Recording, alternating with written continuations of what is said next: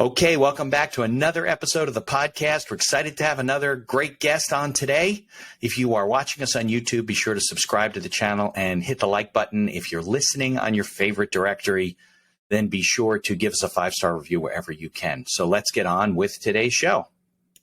The information provided in these episodes is for entertainment purposes only. It is not a guarantee of success or to be construed as advice of any kind. You should always seek advice from local licensed professionals before making any decisions. The dictionary defines an entrepreneur as a person who organizes and manages any enterprise, especially a business, usually with considerable initiative and risk. People often start a business without much choice, perhaps due to a job loss or just being dissatisfied at work, and they come up with an idea they just know can be successful. They become entrepreneurs by accident. That is to say, their success or failure happens by accident, not with intention. My name is Mitch Beinhacker. I'm a corporate attorney and a business advisor. You're listening to The Accidental Entrepreneur, my podcast about how to achieve success on purpose, not by accident.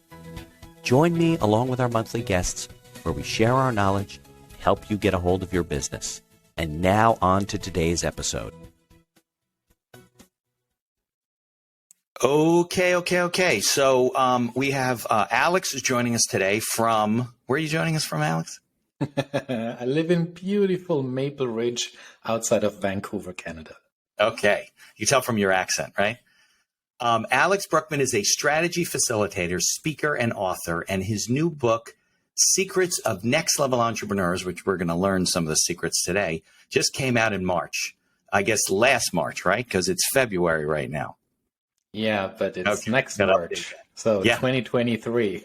Okay, so it's coming out in March. So probably by the time this is published, it'll be out. It provides 11 powerful lessons and specific advice to thrive in business and lead a balanced life. Alex, welcome to the show. Thanks for having me, Mitch.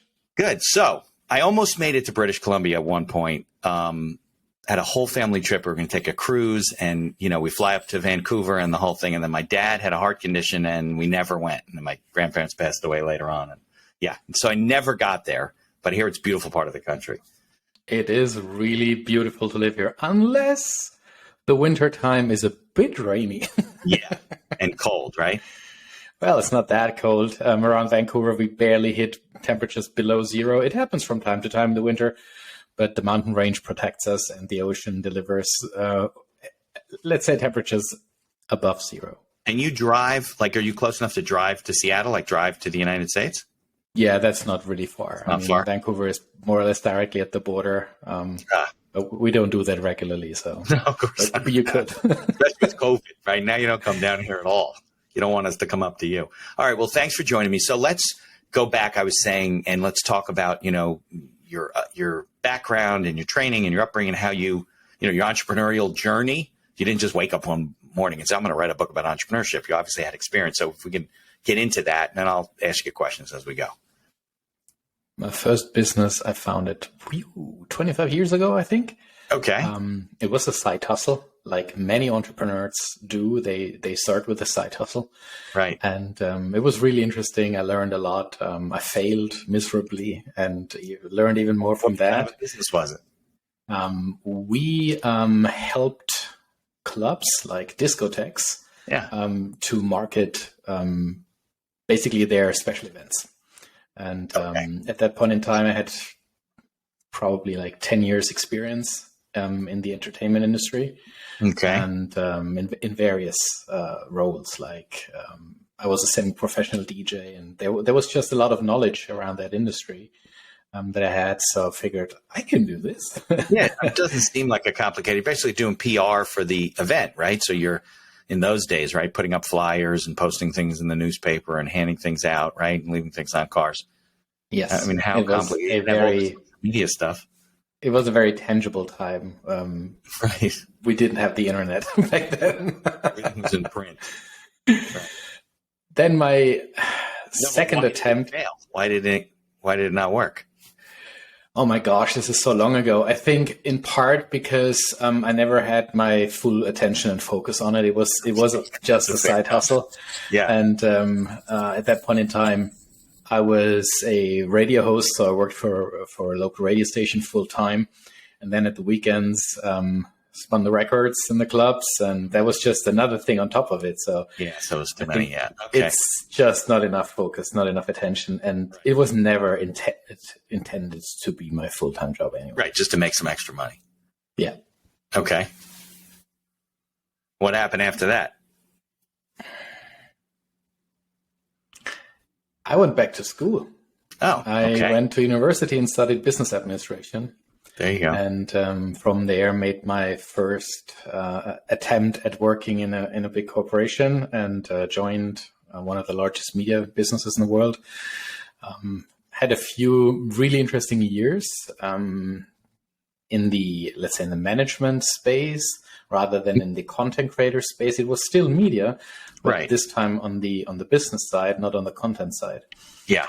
And I helped restructure a printing business, which at the beginning of, let's say, the beginning of the century, when the internet and everything just became more and more powerful, it was an industry that was under heavy pressure, and still is. And from there, I became a management consultant, because that's what I basically did anyway. Strategy consulting internally. Then I joined a management consulting company. And shortly after that, joined forces with a friend of mine, and we founded a business. I was, technically speaking, employee number one. But the way I led the business and built the business felt very much like the business was my own. So it was entrepreneurship light, if you want. Okay. Was it also in management consulting? You were just starting at your own firm? Yes, management consulting and leadership development. Right. So if you want, kind of the perks of being an entrepreneur combined with the perks of being an employee. Right, a little less pressure. So you were working with like teams and, right, to help them with their leadership and management skills and structure and reporting. Correct. And, it was one department supporting the other, all those types of stuff? Yeah, correctly. So we would help leadership teams get their head around the topic of business strategy, facilitate those processes. From there, define what it is that they need to learn, help them identify the leadership skills that help them implement their strategy, and train their leadership and help them implement these strategies in as successful as possible. Right. But most of those clients are not entrepreneurs, right? They're companies that have larger employee bases. They have different organizational charts, right? Yes. Because they need people like you to, that's always the problem, is going from being an entrepreneur, you and your partner and a couple of employees, to now growing an organization, right? That's why your whole industry exists, because it's very hard to do that, right? It's very easy to run a shop yourself, but to supervise people and to get it done correctly is very difficult. Yeah. So that was probably talking 18 years ago, something like that, 20 years ago? Because turn of the century is 22, 23 years ago. So that's a few years in, right? Am I about right with the timeline? We are right now at the end of 2019, actually, when I then founded my own business. Okay, fine. And you left that company. So now you're on your own and you're basically eating what you kill. Nobody's giving you a salary, right? That's the point. Right. Well, did you at least take clients with you when you left the company? I actually moved from Germany to Canada during that time. Sure. So I left my entire business where it was and handed over my responsibilities to my successors. It was a very long handover and a very intentionally created process. So no, I didn't take any clients with me. That's something in my industry that I value the friendship with my ex-partners more than the money. Yeah. So what made you move from Germany to Vancouver, almost the other side of the world? There are only two reasons why you move. Because you have to or because you want to. Your spouse and your spouse. Exactly. So in my case, she wanted to go back home, which is totally fine for me. We came here a few times to visit family and to help me get a feeling for, is this something for me or not? And at some point in time, I actually brought it up that we could move here. Right. Okay, so that adds an interesting wrinkle to things, right? Because you're not starting a consulting business in a place that you're familiar with and you have networks and you know people. So, and I have talked to sales, different kinds of people before when they've relocated and kind of started on, almost from scratch, right? So I guess at that point you still could do consulting. They didn't have to be in Vancouver, right? Because it's the kind of thing you could kind of do virtually or go visit them or whatever. But how did you, especially since you just said, no, I don't take any clients. That's not what we do. I value that, relationship. How do you get started? What do you do from day one? You want to do this, you want to relocate, and you want to go out on your own. Did you write a business plan? Did you cry in a corner for a while? Did you, it's daunting. A lot of people wouldn't do it. You and I both know that, but. I did all of the above. So at various points in time. So we moved in March 2020, and we all know what happened in March 2020. So you moved the month that everything shut down? Yes, we relocated under lockdown conditions. It was a nightmare with an 8-week-old on our arms. It was so you basically had the plan to move. And then when was it in March? Because I know the shutdown was like March 11th or 12th or something like. I don't know when it was in Canada. Yeah, and you were already planning on moving, and you're just stuck. You had to move. Yeah, we pulled it forward. Our plan was the flights were in April. But we had to pull it forward. Otherwise, I would have lost my permanent residency. Yeah. Oh, boy. Okay. Because at that point, no one knew whether this is a 2-week, a 2-month, or a 2-year thing. Yeah. And I just couldn't risk it. No, I thought 60 days would be back at work. Come on, 90 days. And then after that, I'm like, my God, we're going to be trapped forever. So you just made it in under the gun before they shut the borders and everything. And that gave me a lot of time to think. I mean, the contracts that I had with my previous business, I was still delivering work for them. So I had a smooth transition. So for the first, let's say, year or two, I didn't really have to worry too much. Of course, that gave me the time to build new networks, which was difficult under COVID conditions, to be honest. Yeah, sure. But I refreshed some old long-standing relationships. I built some new ones. Yeah. And honestly speaking, I really used the time to eat my own bread. I created a solid business strategy that was designed intentionally to build a personal brand business, not just another management consulting company. So I didn't want to just copy and paste what I've been doing. I wanted to use what I've learned over the past 2 decades in that industry and package it into services and products that are unique, because no one has my experience. So only I can provide these services and products, and can only write these books. And that was an intentional decision at some point in time. And I just love working with different industries and different types of businesses, different sizes. So I do the occasional work with a very small business, but most of my clients are like at least 9-figure companies. Right. Okay. So it wasn't that you niched down in terms of industry, but you niched down in terms of, the specifics of your offering and your services and how unique they were. Because I think people are afraid of that. They think that, then I'm shutting out these other people who want to do business with me, and maybe I can do this for them and I can do everything. But I think you can't be everything to everyone, because then everyone who's in business realizes that at some point, that niching in is extremely important to pick the right language and the right messages that resonate with your ideal client. And if you don't do that, you have what we call a large net, small boat phenomenon. Whatever you catch, you can't. You're in the business for way more than you can reel in. So, and your net just becomes too heavy. You can't reel it in anymore. So there are all these potential clients in the ocean, but you can't reel them in. You need to be very specific and focus on whom you want to work with. This can be daunting. It was for me in the beginning, because obviously I do something different than I did before. Yeah. But it also helps to create clarity about what you don't want to do anymore and whom you don't want to work with anymore. So it's liberating on the other side. Yeah, I think you're right. I think when I got to the point where, I wanted to be very specific about the kind of clients that I work with as a lawyer and the kind of work that I do and the kind of work that I won't do, it became a little bit easier. I mean, it became a little bit more where you could meet people and determine whether you could help them or not help them. And it's okay. Not everybody needs to be a client.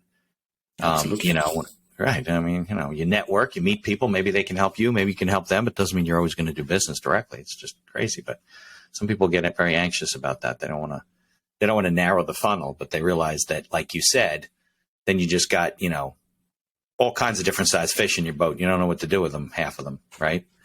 So, and you can't service people well either. Then your service offering goes down and the quality of your work goes down and your availability of your clients go down. And when you should be raising your prices, you can't because you're too busy running around like a chicken with your head cut off. So let's talk a little bit about the entrepreneurial journey, right? Because you didn't write a book called the Secrets of Success of Next Level Management Consultants. So, and you just admitted that most of your clients, rightly so, right, in that space are bigger companies because the entrepreneurs don't have the employees or the structure where they need your services, right? They could probably benefit from them, but they don't really need them. So where did the entrepreneurship stuff, you know, come from? It's the question how you define the term entrepreneur. Okay. An entrepreneur for me is someone who leads a business. And that can be your own business or it can be the business of someone else. If you are a leader of a large corporate enterprise, you take the same decisions as an entrepreneur has to take. So it's just a definition question in the end. So the book was written by and for corporate leaders and business owners. And as I said, those can be small companies, those can be large companies. Right. And we focus on, in the book, we focus specifically on examples that are applicable to whatever business you're building or leading. So sometimes we talk about very complex methods, like, for example, conjoint measurement when it comes to pricing your services and products correctly. But we then also break it down and ask ourselves, what does that mean if you have a mom and pop shop around the corner? How can you use the same principles, regardless of the size of your company? Are the principles the same or they need to be adjusted a little bit? They are exactly the same. Whether the question how you price your services and products is exactly the same question, regardless of the size of your business. A lot of companies run around and they are either focused on competitive pricing, so either slightly below or slightly above where the competition is, or they approach it from a completely wrong perspective and do something we call cost plus pricing.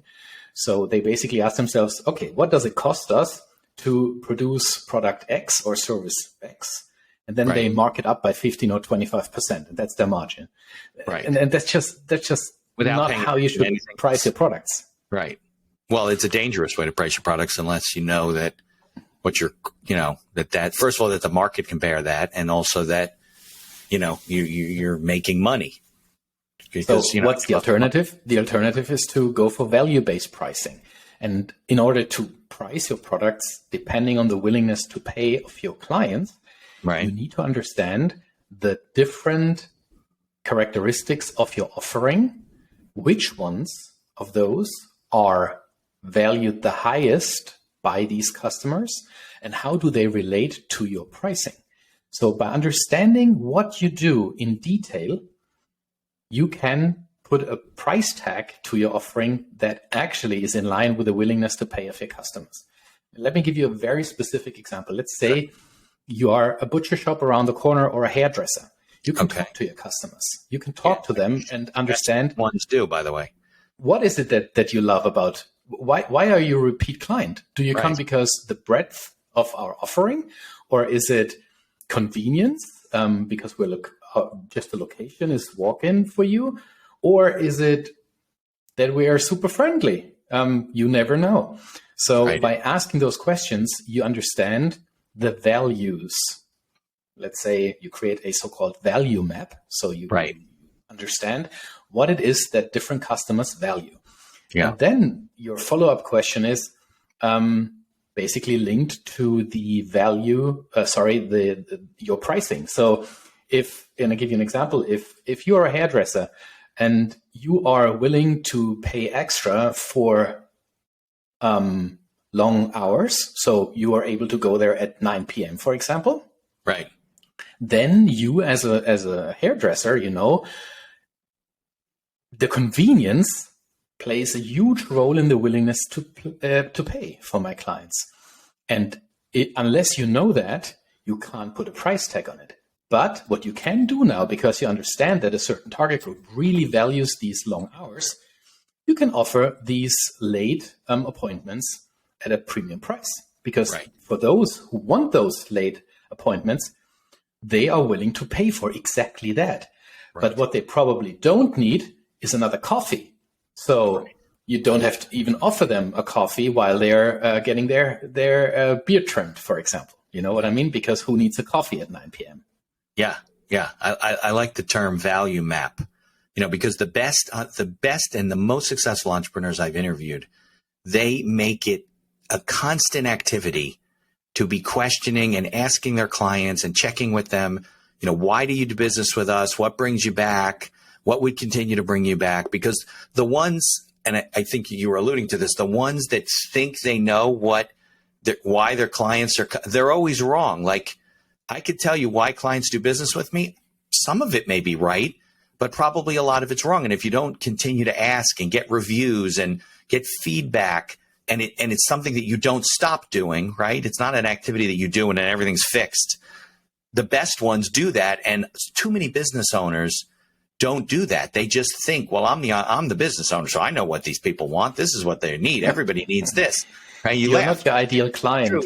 You're not in your niche, most likely. Right, exactly. And, even if it's your industry, you've been in it for a long time, you're probably too jaded by your perspective, right? Yeah. Because your client doesn't see things the way you do. They don't walk in and have the same experience of you living in that space. So, yeah, I think that's good advice. And I like the term value map. So you map out your values, you figure out what you need to offer to your clients, and you never get complacent with what it is, Okay, great. So give me another example, a good a next level entrepreneur skill or things that they should do. So the first theme of the book is really about hard skills, about things that you probably don't know enough about for you to get a seat on the table that you want to have a seat on. And the second theme is about anything around leadership and culture. So at a certain point in your career, and this is actually pretty early, the moment you hire the first person, you become a people leader, whether you want it or not, you are. Right. And that means you have not only your own well-being under your keen eye, but you actually have to care for other people that work for you. And the question is, especially in times of upheaval, and we've just been through one of these times, and the next crisis is just around the corner.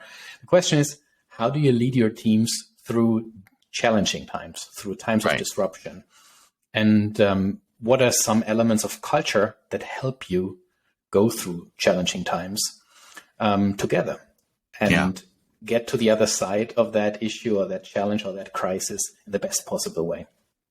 So that's what we talk about in the second theme. And in the third theme is a theme that you would not necessarily find in a business book. It's about the topic of self-actualization, achieving life balance, and challenging your own approach to life and business in general. It has a lot to do with letting go of mindsets that potentially even made you successful, and asking yourselves, what is it that you need in order to make that next step, to get to that next level? How can you shift your perspectives, your mindset, your approach to life in general? And that's just a few concepts that we throw overboard, like the quest for work-life balance, a term that always made me cringe, because work is part of life, and the term is such work-life balance. It kind of tells us that work is not a part of life, and we actually need to balance those two. Right. And that's just not what it is. If your life is, if your work is something you need to outbalance or counterbalance with something joyful, then you should rethink what you're doing for a living anyway. So we talk about understanding yourself on a deeper level, right? How to approach it, how to do it without being, let's say, too esoteric or anything that could be seen as tree hugger stuff. It's really, these chapters open a door right for you into a new room. You can go through it, you can explore it. If it's not for you, turn around, close the door, and take the next chapter. Right, but you're talking the book. About mental wellness, mindfulness, exactly. Positive thinking, having a good outlook on things, and changing your. But I think the terms are wrong, right? Like I think there's a personal life, there's a personal part of your life, and there's a work part of your life. It's not like work-life balance. It's all life, right? So, and they're integrated nowadays because you're working from home, you're working here, you're working remotely, you're in a co-working space, you're traveling here. You're all over the place. So I think you're right. I think you have to learn to be happy doing it, whatever it is you're doing. And some of it is spending time with your family, attending to some of it's work, some of it's both. But yeah, I don't think there's like work and then there's life. But the way people especially say, for entrepreneurs or business leaders in general, life plays a huge role. Right. Exactly. And we spend so much time at work that it really is part of our lives. And I think that people have to, I mean, these are very like first world issues, right? You don't talk about like societies where people are struggling to get off and all the hard stuff. But when, if you want to get to that level and you want to be that successful, those things become, it becomes what's happening in your head becomes very important when you're, getting. I just recently had a conversation with someone who had built 2 multi-million-dollar companies. The second one just recently hit 100 million in turnover. And they told me that the reason they messed up the first business and almost lost everything was that they weren't clear on who they are.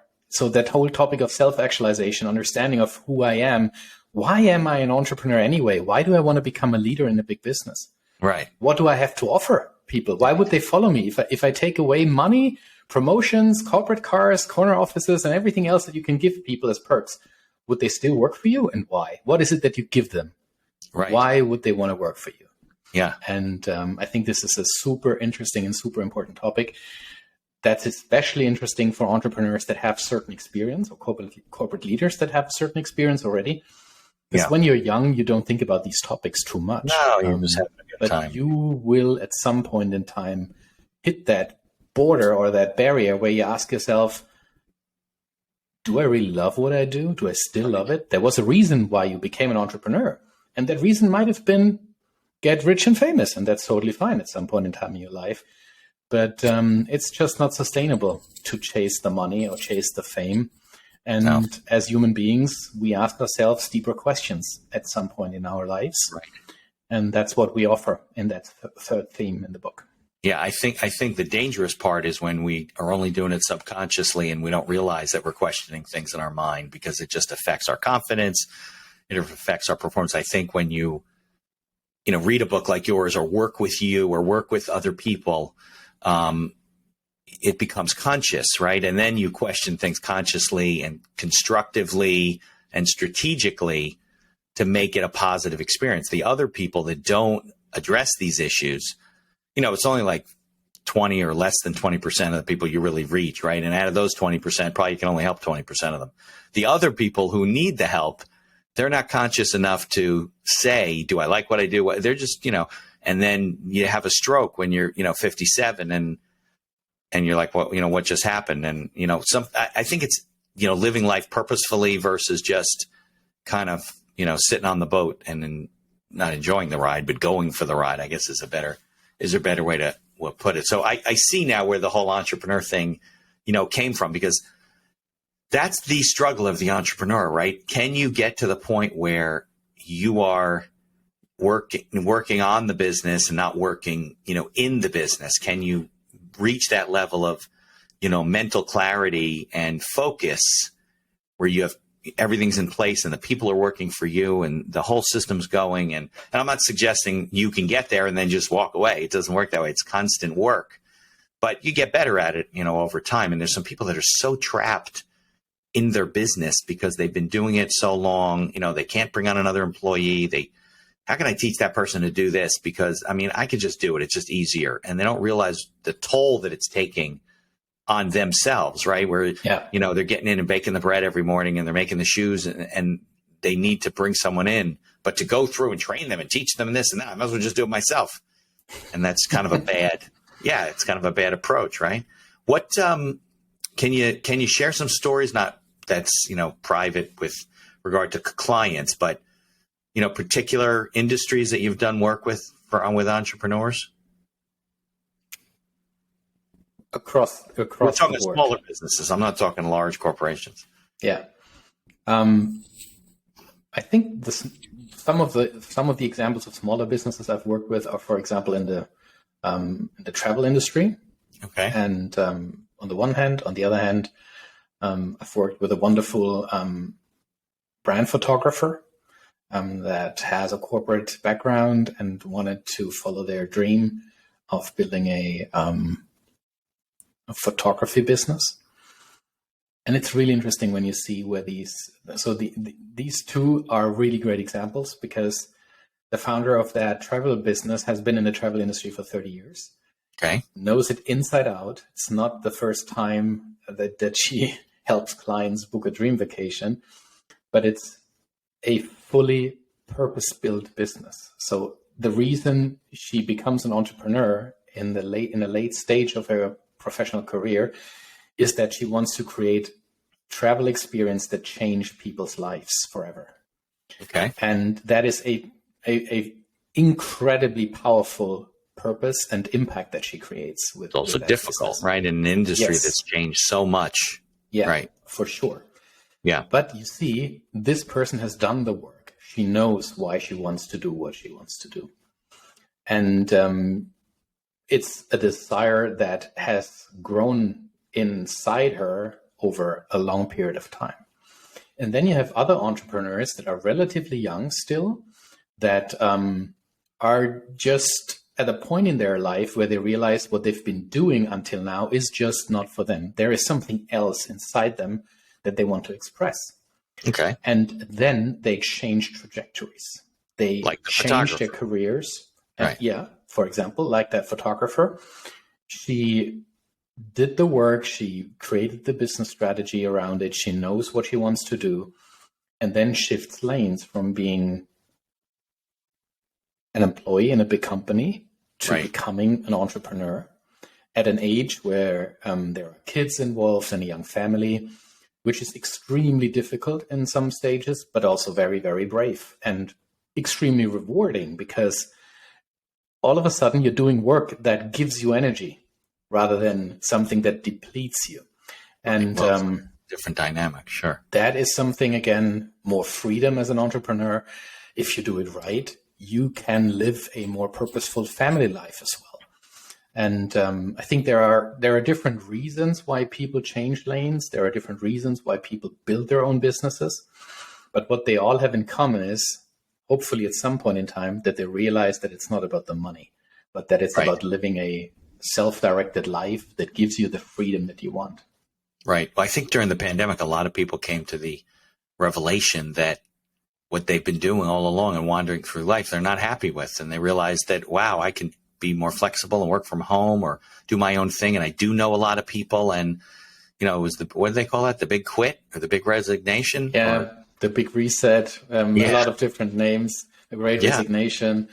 It is interesting to see what COVID has done to the corporate world in general and to leadership in general, not necessarily related to the immediate risks that came with the pandemic, but how the pandemic or COVID-19 as such, combined with the technical possibilities that we have these days, has started to give people options to say no. No, I don't want to go back to the office full time, 5 days a week. 1 hour commute one way. I don't do that anymore because it takes away 10 hours of my life each week that I could spend with my kids or playing an instrument or working out. Yeah. And it's just, I know so many people that are like, what?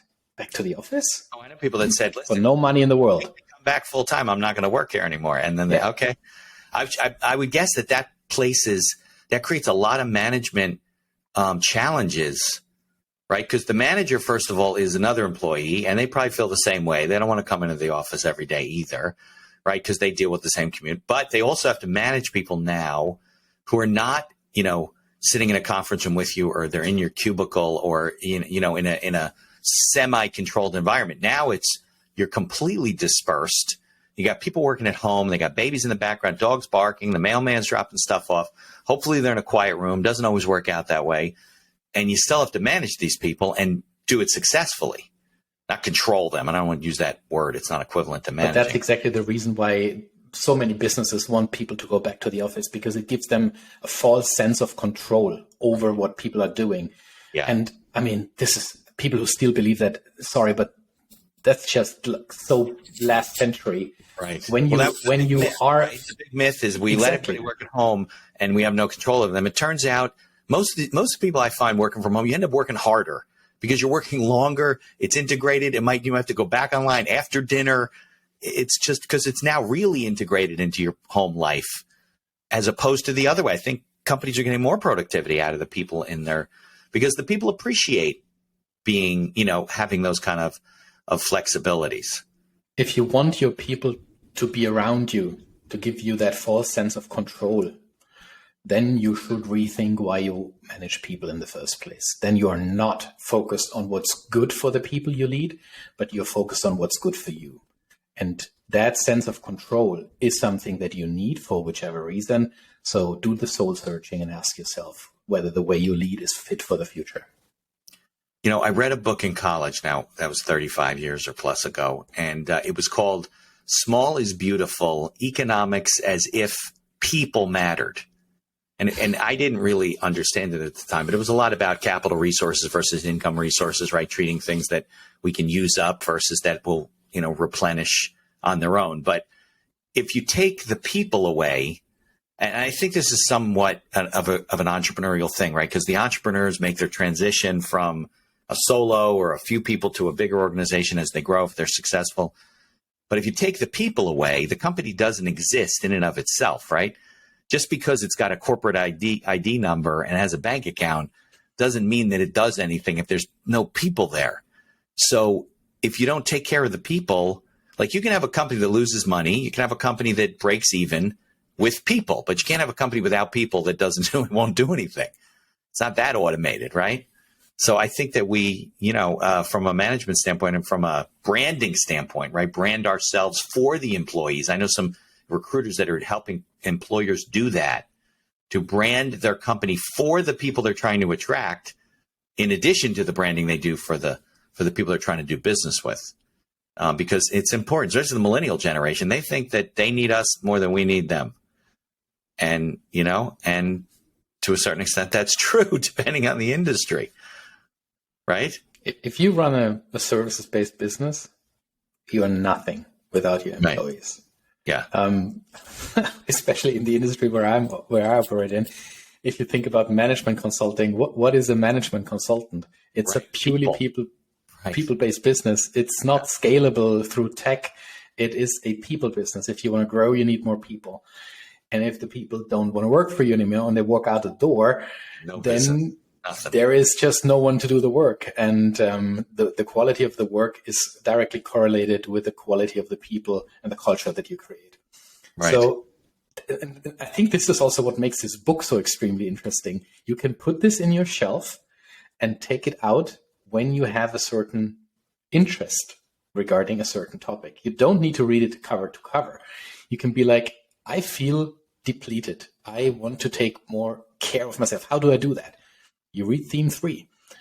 If you are more around, I've grown the business to a stage now where I really need to step up my game as a leader, read theme 2.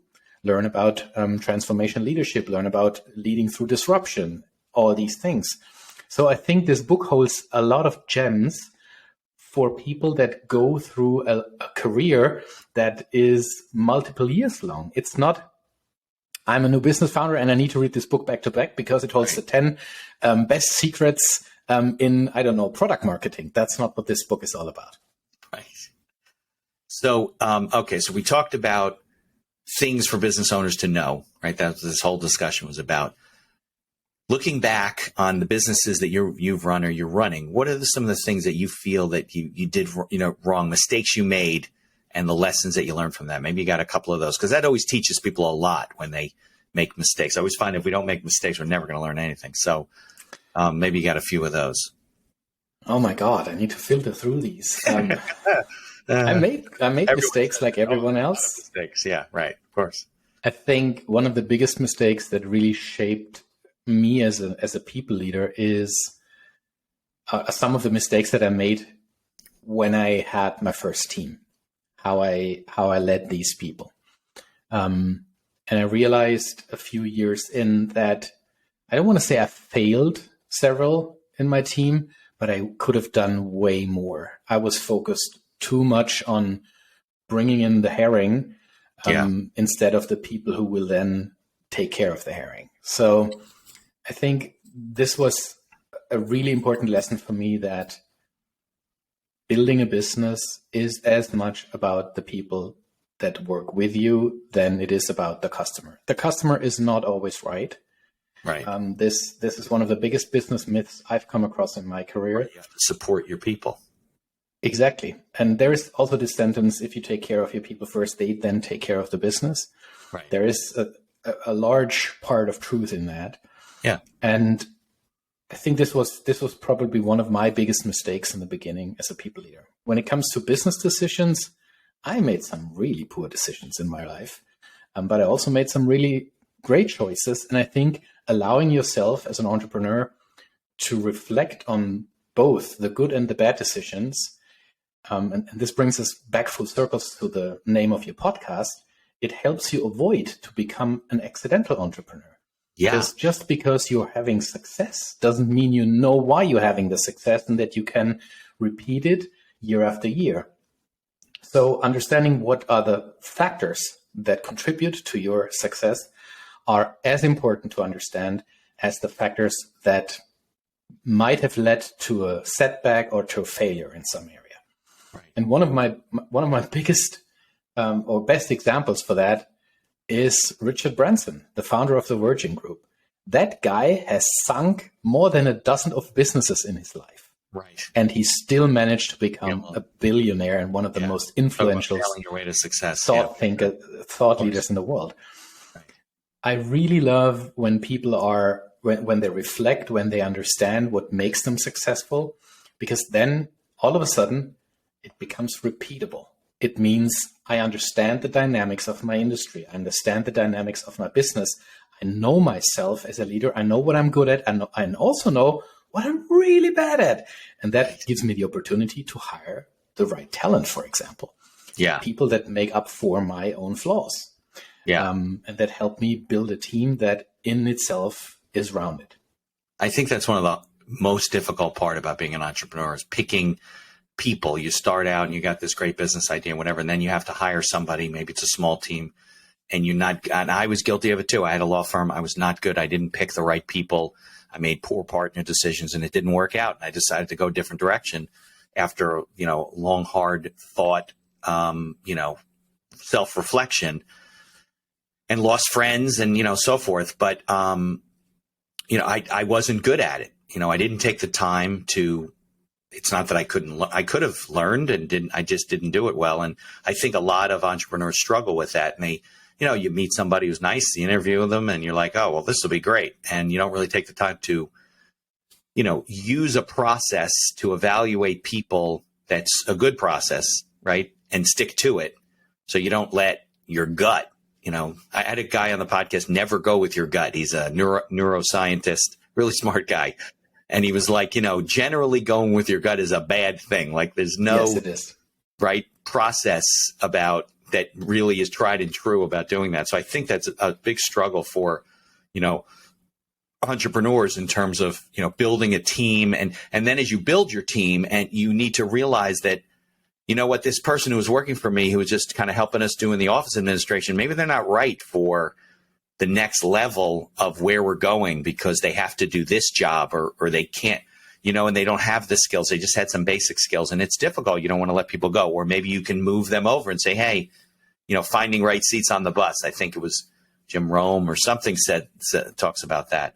in terms of, finding where people should be and doing that. And that's a very, very difficult thing. That's totally different than, writing a business plan and figuring out all the parts of what you want to do to be an entrepreneur. That level of management which is why your industry exists actually, is very difficult. You can lose sight of things very quickly, and people end up siloing, they're not talking to each other, different departments. And it's definitely a challenging, part of being a business owner or being an executive who hopefully treats your business like a business owner. And, those types of things, just really difficult.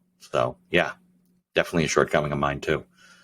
Learned a lot though. You always learn a lot when you make bad decisions, as hard as they are. Not everyone does. I know. They keep making the same bad decisions, or they're afraid to go back and try again. Or the one of the most frustrating things that I experience with the business clients that I work with is the fact that a lot of what they do is haphazard and not strategic and not well thought out, because they go with their gut. I get people come to me and they're like, "Oh yeah, I want to be on your podcast. I'm an accidental entrepreneur." And they're like excited about that. And I said, no, you're missing the point. You don't want to be an accidental entrepreneur. You don't want to be the 1% that accidentally, it's not like 50% of them become successful. That's why we have such a high failure rate of these small businesses, right? So you want to be the accidental entrepreneur, the 1% that might make it. That's not a good strategy. You use strategies that will increase your chances of success, which is the reason for all these interviews, as opposed to saying, because I can't tell you, and I'm sure you don't find this surprising, how many people come on the podcast and said, "Oh, I'm the accidental entrepreneur." I said, "Yeah, you and 175 other people that I've met, Yeah. There's a bad road to go down. So it's funny how people perceive things. They're all excited, and some of it's our laziness, some of it's, but the best ones I find, they didn't know business, right? So they went and they took a course locally, how to write a business plan, and they wrote the business plan, they worked it out, and they started figuring things out, and they still made mistakes. But they learned to mentor with somebody and to ask people for advice and to find, read like your book and other things. There's so much good information out there. But, the people that come in, they turn the lights on every day and they go to the thing and same way, and they're not becoming a student of what they do. Just a really hard road. You seem to be really frustrated about this, Mitch.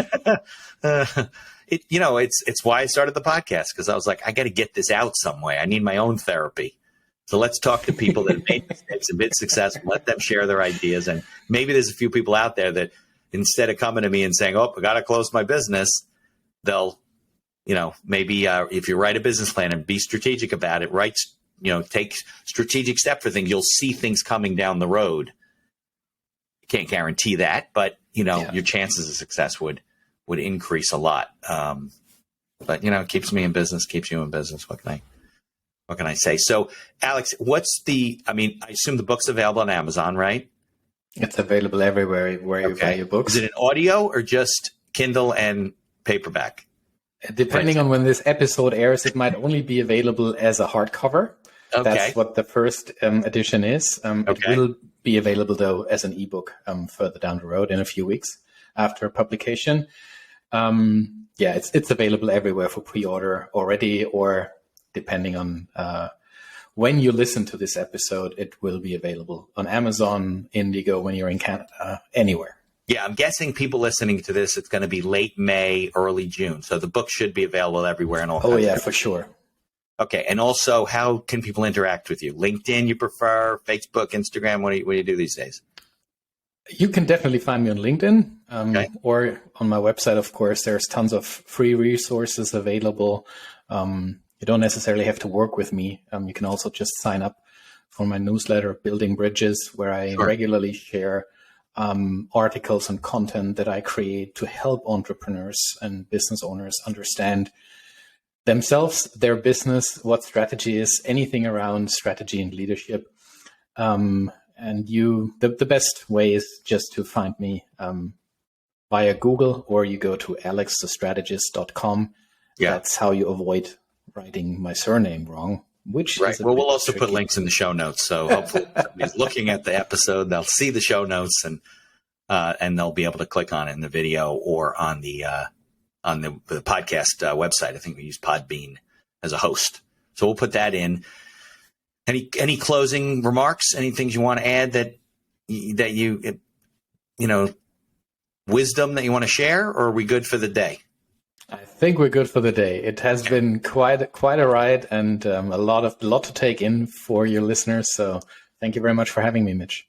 And it's let's see, it's 4:00 here, so you're 3 hours behind me, right? It's like lunchtime. Yeah, correct. All right. Well, have a great weekend, Alex. Thanks for sharing all your knowledge, and definitely stay in touch. And let's keep hopefully helping people and changing the world.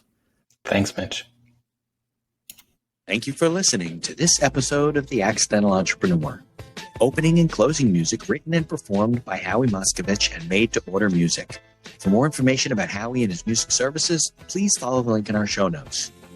If you like the podcast, please tell others about us. You can find us on Apple Podcasts, on Google Podcasts, on Amazon Music, Spotify, and most of the other podcast directories. If you like what you hear, please leave us a 5-star review and feel free to share our episodes on social media. If you have any questions or comments, ideas for the show, or you'd even like to appear as a guest, reach out to us by email at info@beinhackerlaw.com. The Accidental Entrepreneur is hosted by Mitch Beinhacker and produced by Beinhacker Law. If you'd like to learn more about our business and legal services, you can find us on social media or visit our website at beinhackerlaw.com. Thanks for listening. Be sure to subscribe to our feed to be notified of all future episodes.